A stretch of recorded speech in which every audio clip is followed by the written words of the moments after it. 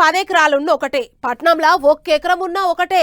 పంటలు వండించేతందుకు పనికిరాదు గాని అమ్ముకొని సొమ్ము వేసుకొనికే మాత్రం పట్నం భూములు రేటు గట్టిగా వలుకుతుంటాయి. గిట్లనే ఇప్పుడు హైదరాబాద్లా భూముల రేట్లు చూసి పరేషాన్ అయితుండు జనాలు. ఎవ్వలి నోటెంటిన్నా ఇప్పుడు పట్నం భూముల రేట్ల గురించే ముచ్చట్లు వినిపిస్తున్నాయి.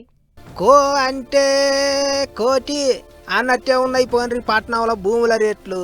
ఊరంచున ఒక్క గజం కొందామన్నా లచ్చ కావాల్సి వచ్చేటట్టున్నది. మరిగా ఆ రేంజ్లో పలుకుతున్నాయి ధరలు. దక్షిణ భారతాన భూముల రేట్లలో రికార్డులు సృష్టిస్తున్నది హైదరాబాద్ పట్నం. పట్నంలో ఎక్కడ ఏ కొసకు పోయి భూమి కొనాలన్నా కోట్లు పలుకుతాంది. ఓ 4-5 ఏళ్ల కిందగా కోకపేటలో ఎకరం 40 కోట్లుండే. అక్కడనే 2023లో ఎకరం 100 కోట్లు పలికింది.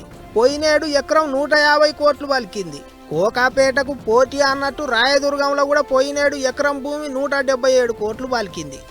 ఇప్పుడు కొత్తగా రాయదుర్గంలోనే 237 కోట్లకి ఎకరం భూమి అమ్ముడపోయింది. అబ్బొర కొడుకో అనుకుంటారు ఇప్పుడు పబ్లిక్ అంతా. మొత్తం 6 ఎకరాలకు ఎక్కువనే భూమి సర్కారు వాళ్ళు అర్రాజు వాడినరు. ఎకరాకు 237 కోట్లు ఇచ్చి గౌరవ వెంచర్స్ అనే కంపెనీ మొత్తం తీసుకున్నదట. ఎకరాల లెక్కన అమ్ముతున్న భూములకే కాదు, పట్నం అంచున 1000-1500 గజాల జాగలు కూడా కోట్లు పలుకుతున్నాయి.